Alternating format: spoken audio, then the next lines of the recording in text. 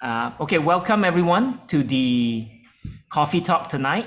Tonight I have both Howie and Stephen with us, and the topic that we will be covering tonight is actually startup. Startup by its term is basically starting up something lah. Okay, so Howie and Stephen, actually hi Brandon. Okay, so Howie and Stephen, I actually met them separately at different places, quite a few years back, but coincidentally, they were actually classmates from primary school. I didn't know that when I arranged this coffee talk session. So with that introduction, I will first ask Howie to briefly introduce himself, and then Stephen will follow. Howie? Yeah. Okay, Ken, thanks. Thanks, Choon. First of all, thanks, for inviting me for this session. Always glad to share my journey. So my name is Howie. I'm born and bred in Penang. Went to SRK Batu Lancang with Stephen here. If you know, it's the primary school in Batu Lancang. And that's opposite the graveyard. It's opposite the graveyard. And we went on to Penang Free School for secondary school days. So I think we were classmates a few times. I mean, over the years. So we definitely do see each other and know each other. And I think both of us still you're prefect, right? Are you a prefect or you're a warden? I was a prefect in primary school, then a warden in high school. Yeah. Yes. So that's how we got to know each other as well, through warden. So I'm also a warden in free school, and that's, I guess, how we kind of got to know each other lah.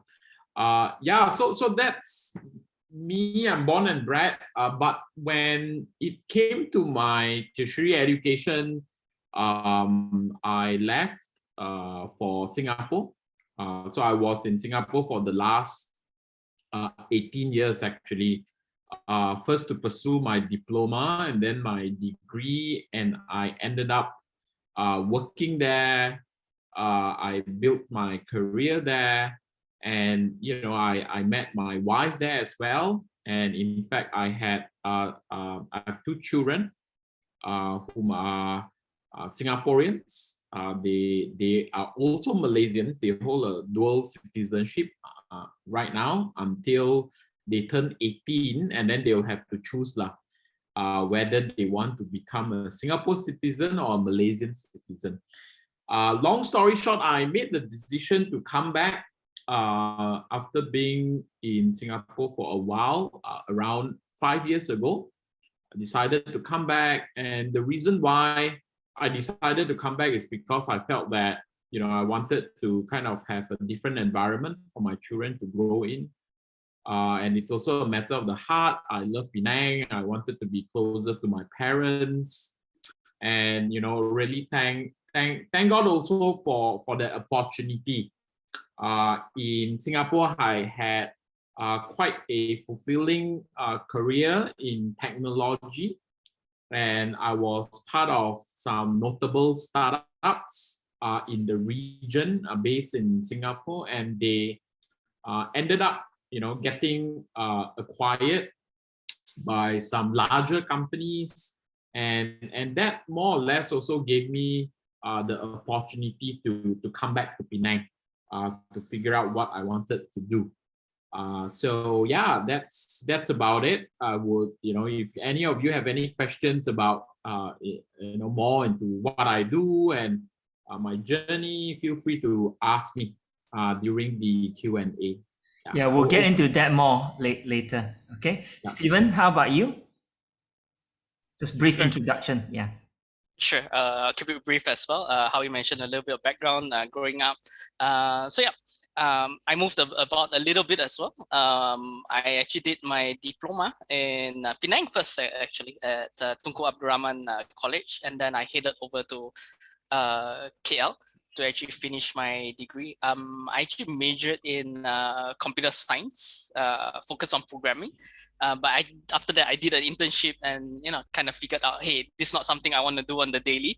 Although I think I was actually pretty decent at programming, at that point of time. Don't ask me to code right now. Yeah, so I ended up in the IT field. So more on business development, shared services. So I was there for about 7 years actually. And then life actually happened. So maybe we'll unpack that a little bit later. But basically what happened after that was I completed my MBA, ended up in KL, ended up leaving employment totally.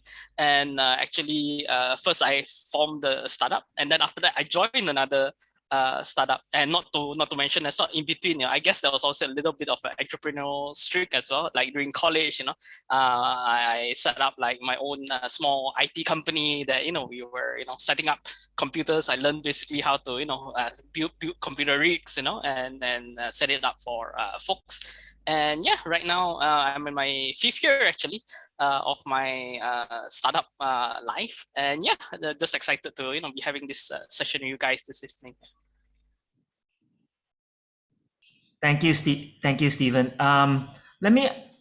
I guess Stephen mentioned a little bit about you did TAR College and you went to KL, and then when you did your MBA, is it online or you actually went somewhere to study? I did that in Penang actually. So at that point of time, the University of South Australia, they were actually very active at that point of time, Right. doing distance programs. So the cool thing was that it was actually a 2-year program, but they actually flew the lecturers over from Australia, the actual university lecturers from there, to Penang actually to actually teach us for short stints. So they would come like for a couple months. We would have intensive programs, late nights over coffee, doing group work and all that. So yeah, it was actually a part-time thing actually. So I was still employed at that period of time when I did the MBA, which surprisingly now in hindsight, some of the modules that I went through, I was doing an MBA, but they actually had modules like in how to build investment portfolio and all that, which kind of actually in a way kind of led me to my next career as well, in startup. Hold that thought. We'll get more into that. Howie, how about you? Can you describe your education a little bit more? Yeah. So it was very interesting because I was actually offered to do A levels in a junior college in Singapore, but I took the rather unpopular move of enrolling myself instead in a polytechnic, and I pursued a diploma simply because I think I was quite clear in terms of what I wanted to do, and I just couldn't accept the fact that I'm going to do physics and chemistry and all that for another year even lah. And I love was that at free school. Yeah, and I was really into tech and all that and multimedia and all that, and so I figured that I wanted to actually go out and work as soon as possible, and a diploma would get me to that. And so I did that, and I did my degree much later, part-time. I was working right after my diploma, my 3 years diploma. That has served me pretty well, though unpopular. But I'm glad I took it because I think I did well because it's much more hands-on, and that's the type of learner that I am. Yeah. What type of course what type of diploma did you get? Yeah, I enrolled in what they call multimedia technology and design. So it's very much got to do with computers and digital and multimedia. And I did the same for my degree as well. In fact, it's the same title, but in degree. In Singapore?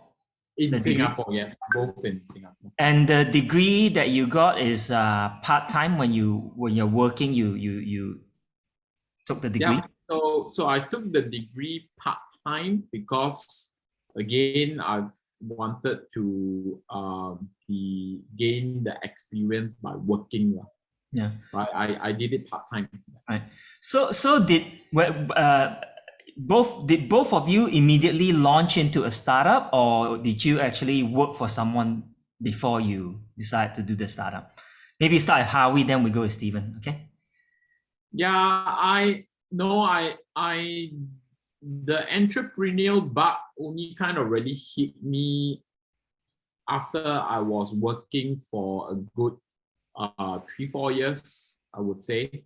Mm-hmm. But it is through those working for people experience that opened my eyes to the world of entrepreneurship. Mm-hmm. One of my first few jobs that I kind of really enjoyed is with creative labs. If you know creative technology, Yeah. for they are the makers of the sound cards, right? And also the first inventors of the MP3 player. I know most of you don't know what that is, but you can search it up what an MP3 player is. In the world of Spotify, that is totally obsolete. So and the founder, it's a very unique personality. He is one of Singapore's first tech entrepreneur that got his company listed in Nasdaq and all that. So I was intrigued and I was inspired and 妈呀，我正在上这个东西。 so that sort of kickstart my entrepreneurial streak lah. And yeah, but to answer your question, no, I did not started building my own company right off the bat. I was working very much for quite a number of years with different founders, Okay. looking how they operate, and I learned from that. Yeah. Okay. How about Stephen? How about you? For me, I guess it's a mix of both, a little bit yes and no. So like, during even my college years, I did, some small business. You could consider that kind of like a prelude to startup. But, back then it was always like a part-time thing. So my original life plan was, just to, get a good job, work for someone, maybe do a little, start up a small business on the side, or invest on my own. That's another passion area of mine. But life actually took a different transition basically. So I was actually working for 7 years, and uniquely enough, What did you do during that 7 years? In my last role, I was actually a senior division manager. So I was actually handling shared services as well as business development. So we would actually provide IT services to various corporations. So we would go into companies like Intel, Philips, and so on and so forth, and basically provide both the IT hardware, software, as well as people, human resources as well. People that would do like server engineering, programming, or call center staff. So basically providing all the resources for that. So under my organization, I had about 400-500 people within my org at that time. But uniquely itself in the company, and again, this is in hindsight that it kind of sparked to that, was that the company I was with actually formed a startup within the company itself actually. So we were actually trying to grow a smaller startup that had links to that existing company. Yeah. But somehow life took a different turn. Unfortunately, at that point of time, there was actually a lot of kickbacks, under table things that as a believer, I felt that wasn't right. So definitely had a great sense of conflict at that point of time. Actually, I talked to my ex managing director, and he said that he understands what I feel. He knows that I'm a Christian, but he said that sometimes in business that it was necessary. So I then took that hard step of praying about, and felt that I actually needed to leave the place that I was, even though it was comfortable, pay was good. I wasn't even 30 at that time, and I was actually the youngest manager in the company at that time. So the step away definitely took a lot of prayer. So I was supposed to give 1 month's notice. I actually stayed for a year, trained up my replacement, quit my job, got married actually right after that. I went for my honeymoon and came back jobless. What a way to start married life, right? But yeah, really was praying, for a vocation and what's next actually. Yeah. So with that kind of transition into, I always had an interest in finance. So I started up an education portal site, which then after that, linked and, built up to another company as a financial advisor. And I've, over that journey, that's where I've been. Yeah. So it took a bit of time actually to get there. Okay. We'll dwell into the exact company that you're doing now later. But let me go back to Howie. So you said that it's through your job experience working with actually other startup, right? Yeah. They were Yeah. startup, but when you join them, it may be already past the state of startup. Yeah. It's become more mature company. Yeah. But at that time, you pick up experiences and also inspiration for you, lah. Can you how did you decide to say, okay, give up my pay? And I know Stephen said that because it's a conflict between his faith, but how about your situation? Yeah, I mean, there's a few companies that I was with, but whether is it medium, large, or very small, I would say that all of them do have a culture of startup. Now, what that means is basically, and that's what I like and where I like to work in, right? The company can be big or small, but the people that is in it forms the culture. And a startup culture basically means that you are very gritty in a sense, right? You sit at the same floor as your bosses. When you're working on a problem, you put your heads together. And, there's no such thing as where the bosses will not roll up their sleeves. And I think that is really what attracted me. So I actually vowed not to work for any MNCs. I've never worked for any MNCs actually, because I just can I interrupt you for a second? Maybe we need to define the term for the young people. What is an MMC and what is the definition of a startup? There's a question. Okay, so can you describe MMC? Yeah, MNC. So MNC stands for multinational company. So multinational company, for example, is like big companies, right? Like Intel is an example of an MNC. Motorola, Bosch, all those big names, right? Or even banks or anything like global banks, banks, yeah. And all of that, right?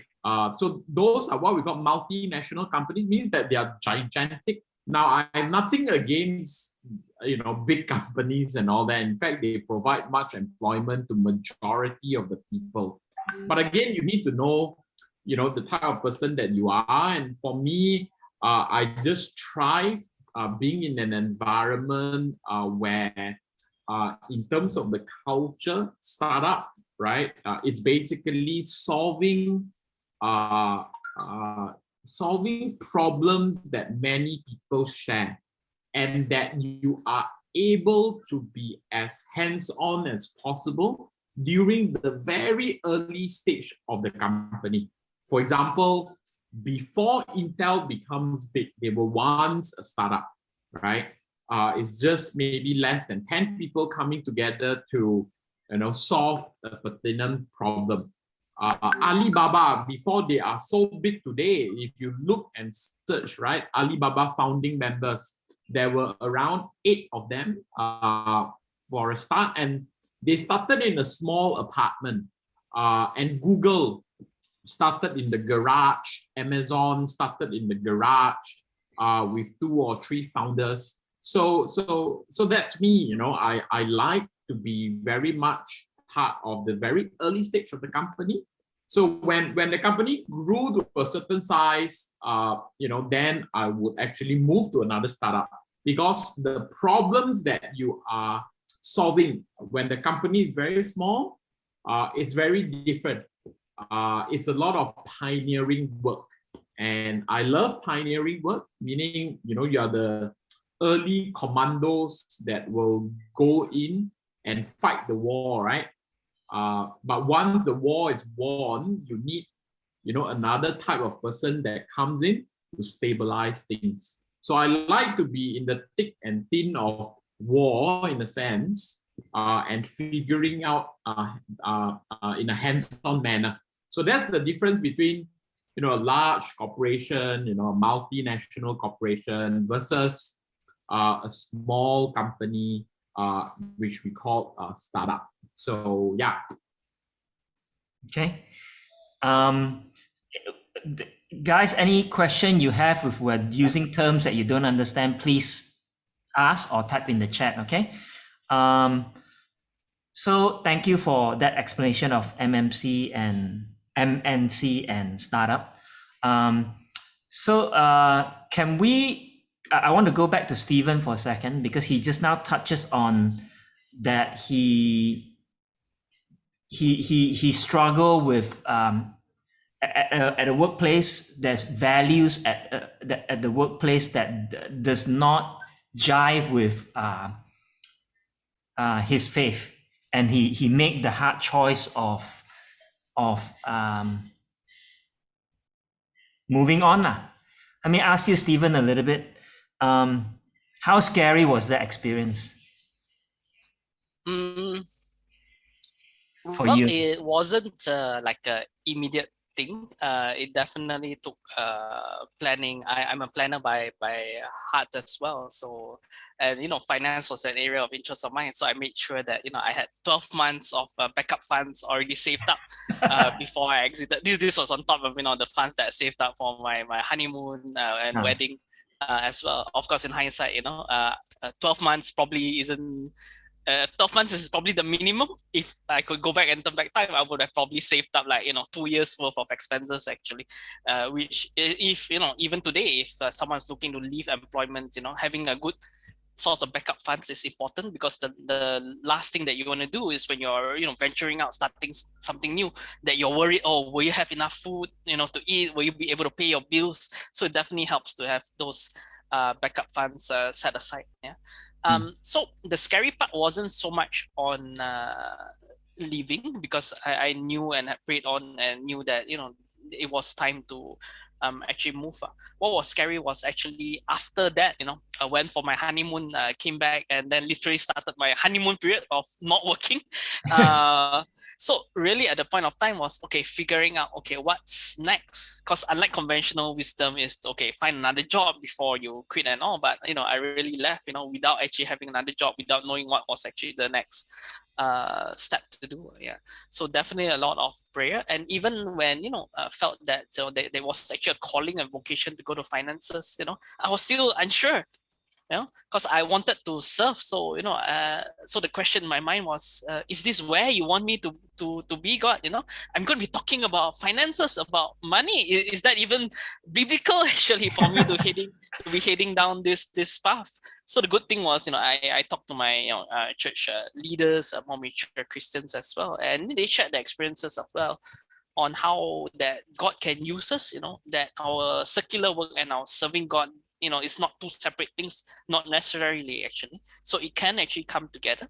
And with that, now again, after a number of years, it's been amazing. I've had opportunities to, work with Christian individuals, couples, and families. And quite often when we meet, we will actually pray, before and after, each meeting that we talk about, for their financial planning. We've talked about, estate planning, will writing, for on a family basis, and even things like, what if the scenario of, let's say, a rapture occurs, then for your will, you might want to leave instructions for your family as well. And the execution, this is a little bit funny, because if let's say it's a rapture and you appoint, let's say, a Christian lawyer to actually execute your will, what if the Christian lawyer is raptured as well? Then there's no one to execute your will. So in that case, they would actually find a non-Christian lawyer or a non-Christian organization that the organization would still persist as well, even if the rapture occurs. Yeah, so there's been definitely interesting experiences. You were able to actually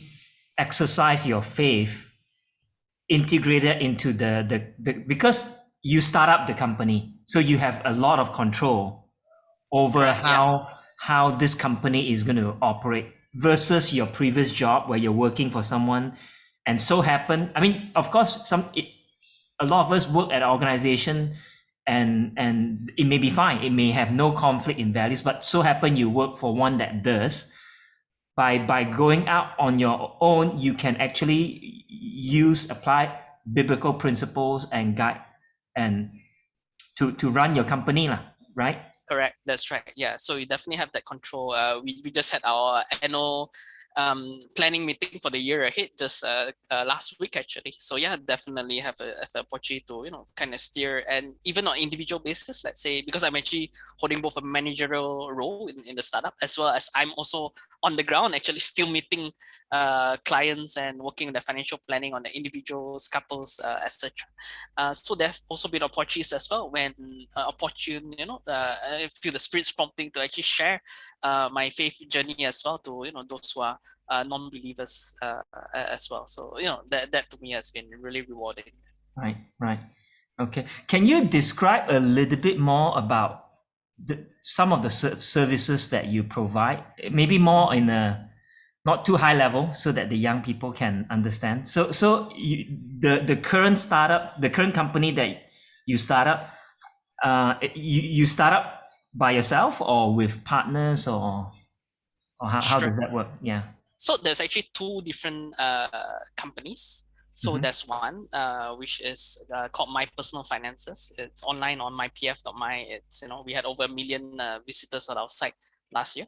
So basically, I'm the sole founder of that, and we have a team of about 10 people.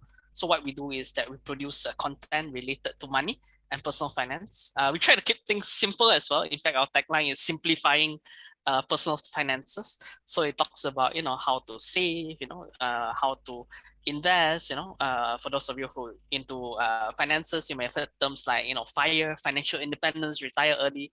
How do you actually achieve that? Yeah. So that's basically content. We do articles, videos, podcasts, etc. Anything related to personal finance. Then on the other side is a startup that I'm part of the team of. I'm not one of the original co-founders. So there were 3 of those who founded that. I joined midway. They actually found me through my first company actually. And after a while, we found that our values, the way we looked at things actually match. So that is actually a financial advisory firm. So we are licensed by the Central Bank of Malaysia as well as the Securities Commission. So what we actually do is we help Malaysians and non-Malaysians as well who have ties to Malaysia to basically how do you actually plan out your finances. So this will be things like how do you manage your money, how do you invest, how do you plan if something unexpected happens to you, what are the steps that you should be taking along the way. Yeah. So it's a very small-ish team as well.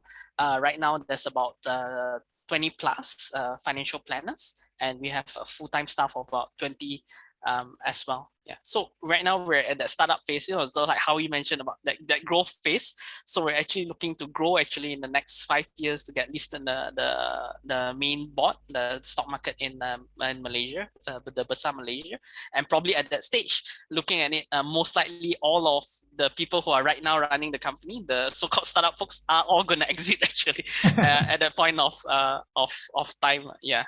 Yeah. So I agree with Howie that a transition needs to happen when a company matures. Okay. Thank you. As I transition to Howie, Stephen, can you put in your chat the any web links so the kids can actually the young people can actually access later and see what it's about? Howie, can you talk a little bit about? You were involved in a few startups, right? You say. Can you give us the history and of it? Yeah. So as you might have already know, from my sharing, is that I'm a technology guy through and through. I've always been captivated by the digital economy. and that's been, pretty much my career path lah. So yeah, as what I mentioned, the biggest company that I was with is actually Creative Technology, and they have thousands of employees globally, mostly in Singapore and the US. I left and I joined a very small. In fact, yeah, just to share, before I joined all the tech startups, I was actually a church staff for almost 1.5 years in Singapore. Oh, wow. Yeah, I was a communications executive. I was, as what I mentioned, I was very much in multimedia design and all that. And so I used my gift to start up a publication within the church. They produce magazines at that point in time. So I did quite a bit of that and general communications, church-wide. So basically preparing their multimedia videos. But the project that I was very much involved in is the production of the magazine. So I did all the layouts and all that. So I was very much into design as well. So I did that for a period of time, and I just felt that my calling is in the marketplace, and so I left the position. But those are really great foundations in terms of as a Christian, and it really puts my vocation in the marketplace into much perspective. And then the rest is small companies. So I've been in a startup that does a food app, but they are no longer around. That was many years ago. And I was notably with a company called Viki.com. So if you are very much into watching dramas and all that, you might know them, like Korean dramas, Japanese dramas. So it was interesting. I was in charge. I was head of design and what they call product management, meaning I was taking care of all the websites and the mobile apps. I'm sure you have Netflix, for example, right? So Netflix exists on the web, but it also exists on the mobile apps. So my team is in charge of making sure that these platforms are stable in a sense. So we design all of this so that the users can use it to consume the entertainment content. So that's Viki.com. When I joined, I was quite an early employee, and they ended up getting acquired by Rakuten. So if you know, Rakuten is quite a large Japanese conglomerate. They are very much into technology as well. And yeah, they acquired the company. I wasn't the founder, I was just an employee. But as an early employee, you do get some equity. It's what they call equity. Is basically because you are so early, they give you a bit of the company shares, right? And for a startup, one of the biggest milestones is getting acquired. So that was Viki.com, and then I moved on to another tech company called Ratemap.com. So Ratemap.com is actually Singapore's top online supermarket. So they don't have any physical store. So again, what I did there was taking care of the website where people are able to shop, and also the mobile app where people are able to do the same. And long story short, they got acquired by Alibaba, which is part under the Lazada. So it was assumed into the Lazada group. Right? I'm sure you all know Shopee. So if you know Shopee, you know Lazada. So my wife actually used your product, Lazada. Yeah. I'm more Shopee guy, so. yeah. So that was what I do lah. So small companies getting sort of acquired. Again, I was just an employee, but from my experience working with all of these founders, that's when I am thinking to myself, hey, I've been startups and getting acquired. Can I try to do it? And I did. So I started up a company that's called The Commission with another founder. It didn't last very long, but we were trying to build a platform where people can commission artwork anytime, anywhere. So at its peak, we have like 300 artists. So you can just go online and just ask the artist to paint anything, and the artist will just created it for you, right?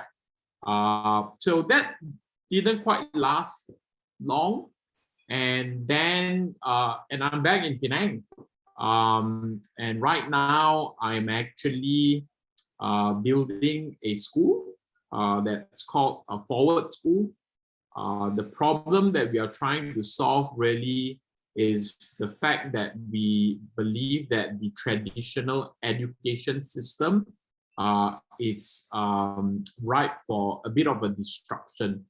As you know, the education system, the model itself has not changed for hundreds of years. And so we attempt to solve that by focusing more towards skills-based education as opposed to an academic-based education. Yeah. Okay. So that's where I am. We are a small company. We have a team of 9. We started 2 years ago.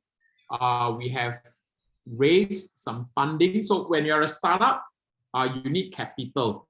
So that's part of entrepreneur as well. And when you need capital, you potentially need to raise this capital, raise this money so that you can operate your company.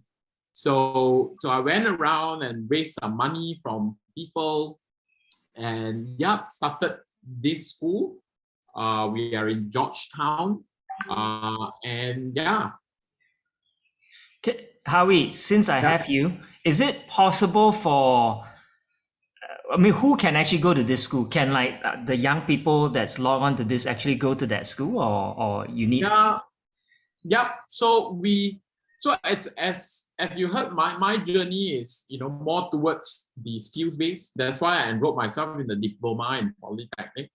But it's nonetheless still an alternative education path to higher education. So we offer a diploma, and we accept high school leavers primarily. It's a 2 years program. We have lots of programs, but our key program is a 2 years program. It's a diploma program in applied software engineering, and we accept high school leavers from O levels, IGGSC, SPM, and as well as SAT. So so if you are looking for an alternative path that is very much hands-on, then you can definitely consider Forward School. Okay, thank you. Can I ask you guys this question? Part and parcel of startup is struggles, potentially failure, before you get successes, right? That's just, and also a lot of uncertainty. Working hours is probably, there's no official work hours. It's just, you're constantly, anytime you may be thinking of ideas and work. How would you, being a believer, help you or not in handling all these things relating to venturing into startups? Either one can start first. Yeah. One of the words that I mentioned and how we mentioned as well was the word vocation as well. So, the difference between a vocation and just a job or a career is that a vocation is something that you feel a calling to. It's something that you will be doing, probably even if you weren't paid actually, to actually do it. Yeah. So especially when you're doing something that, there's so much uncertainty with a startup, Choon mentioned about, the time spans, a lot of people when they think, oh, startup, you get to set your own hours, be your own boss, you can work whatever time that you want. Instead, it's probably the other way that you have to work basically almost all the time, especially during the initial stages actually, so it's basically your 24/7 glued to your job, and that can definitely be draining, especially when you see the results not coming in, or when Howie mentioned about funding, getting money to make sure that your company can run and sustain, especially when it's not profitable yet.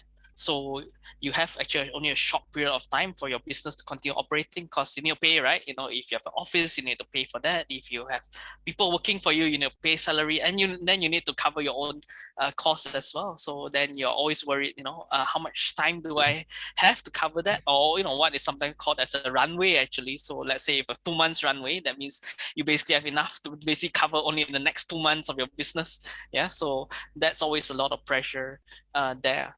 But when it's actually a vocation, when it's something that that you actually felt God directing and then calling you to, then that really takes away a lot of that stress and burden, because that it's not just you, it's not your own efforts and then struggles, but you're doing what you're called to do, so you can actually leave the outcome actually to God and in His hands, and that is just irreplaceable, having that peace of mind, that peace from God. Okay.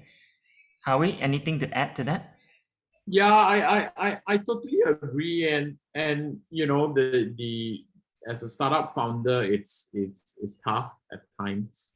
Obviously, there is satisfaction in it, but I think just to share from a Christian perspective is that a lot of times, if we are not careful, we might think that we are all just working, seeking success and significance in this world, and you will grapple with that, as you even for studies, right? What's the meaning of you studying so hard?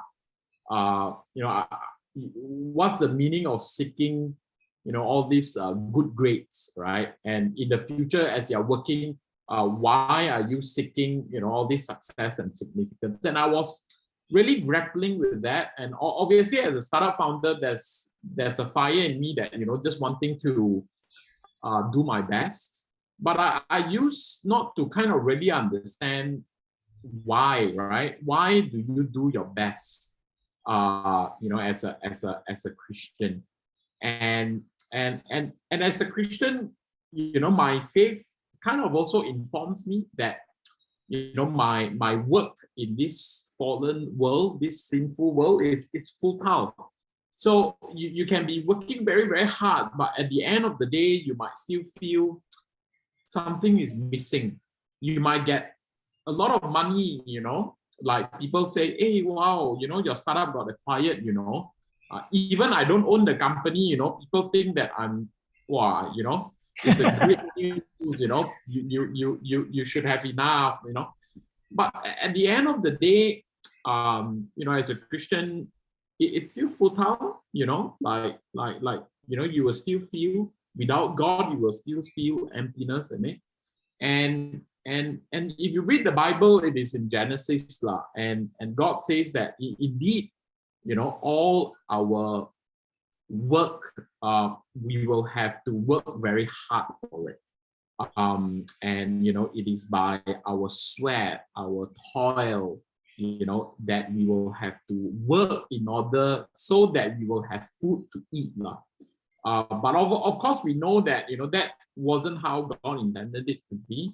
But that is the situation.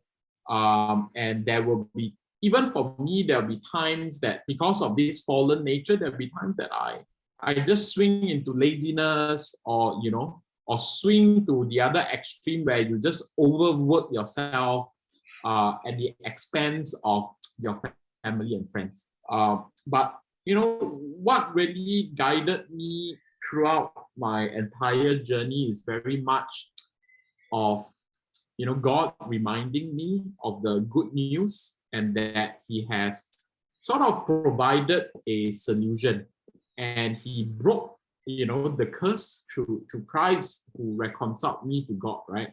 And this is the gospel, by bearing my sins Himself on the cross. And it just clicked onto me that it's precisely because of this, that through Christ, that the work that I do and the time that I put into all this work, it is redeemed. And like what Stephen says, it no longer becomes like an endless pursuit of success because it is just work, right? But it becomes now a vocation. It becomes now a, not just merely a job, but, really a providential calling in my life. And so that really put things into perspective. And the reason in which of why I do my best, the reason in which that why I even worked, make a lot of sense now. And the reason is really because Christ has redeemed my work and my time, and therefore, I have to pursue my work heartily, not for men, but really for the Lord. So yeah, I hope that this may be an encouragement to you to give your best. But as you give your best, you know that He's in control and you're doing it heartily for Him. Yeah. It gives you a purpose for why you work so hard, lah.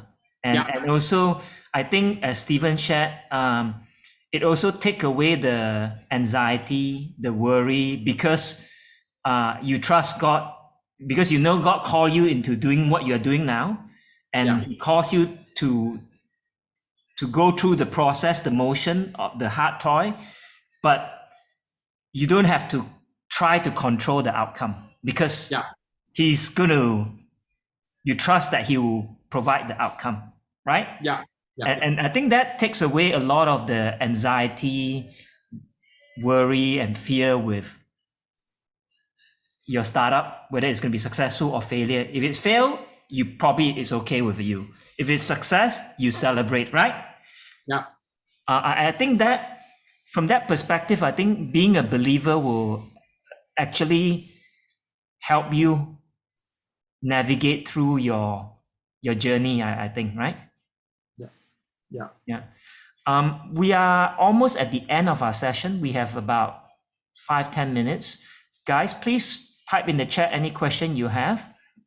But as we're waiting for the kids, the young people to type in, maybe I can ask the two of you to, just share one last thing that before we end, one last thing that you want to share with the young people.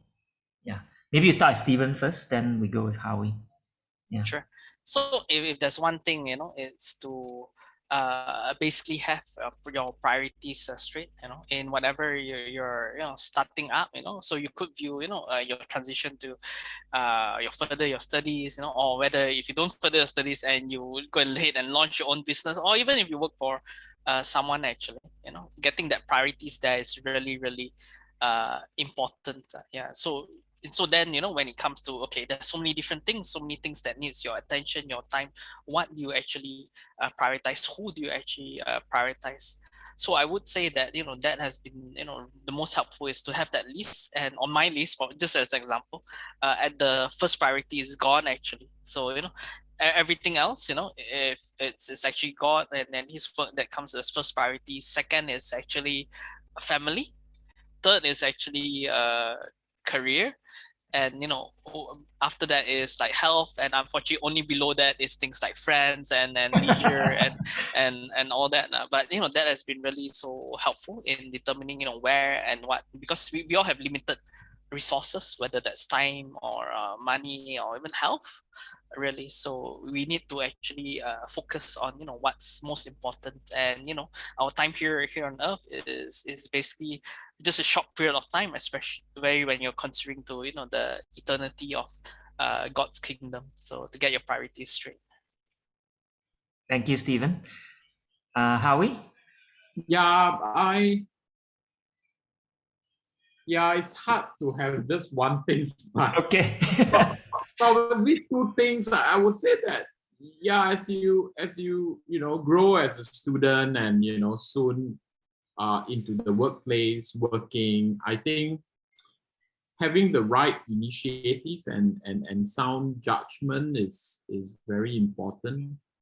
And if you know the story of Nehemiah, I would encourage you to read it. It's about this guy rebuilding the wall, and he took the initiative to rebuild. And I think, and he also exercised good judgment in how he approached the king regarding the problem. So I think whether you are a believer or not, especially if you're a believer, I would kind of really advise you to kind of seek the Lord in prayer and seek godly counsel. The fact that Choon and the team put this together, it's a great testament that you have people that you can go to to seek counsel in all of your decision making. And so I'd like to encourage you these two things. First, have good initiative in all that you do. Second is to have sound judgment. And how do you have sound judgment? And that is to seek godly counsel. Right. Thank you, Howie. Thank you, Stephen. I don't see any question on the chat, but one of the things that struck me as you share is actually having the initiative to act. I think many people have great ideas, thinking of ideas, putting into action and having the initiative to do that and actually persevere through it is key, right? And I'm sure there's many people have great ideas but never put it into action. Right? A quick note on that as well. Yeah. Choon is right that there's so many great ideas, but don't keep it to yourself.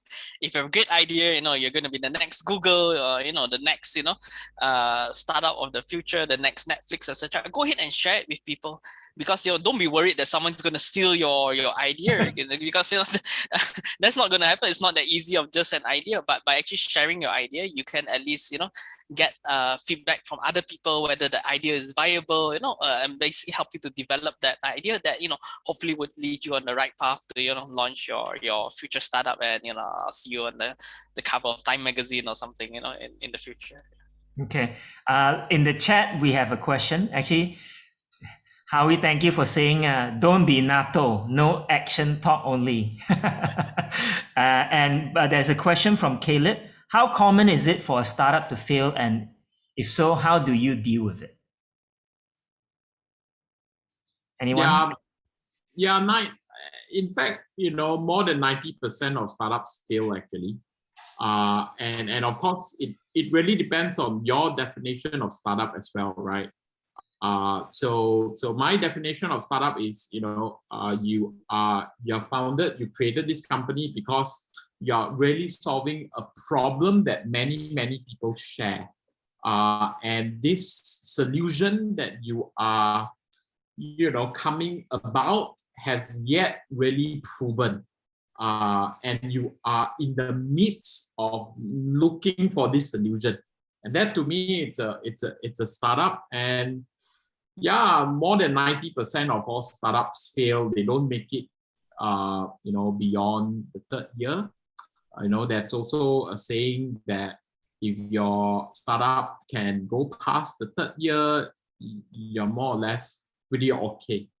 And just to add on, a lot of people also think, hey, why do startups fail, right?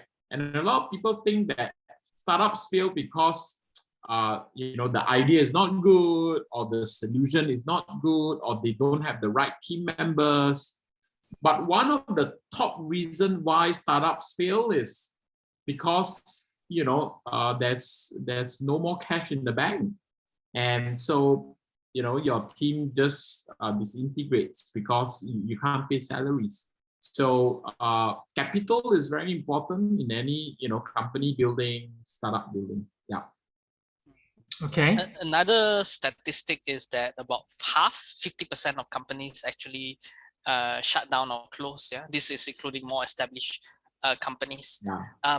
But that statistic also, if you interestingly study a little bit more beyond the surface, is this includes companies that close on purpose actually. So even established companies sometimes close, because to actually relaunch themselves in a different way and form.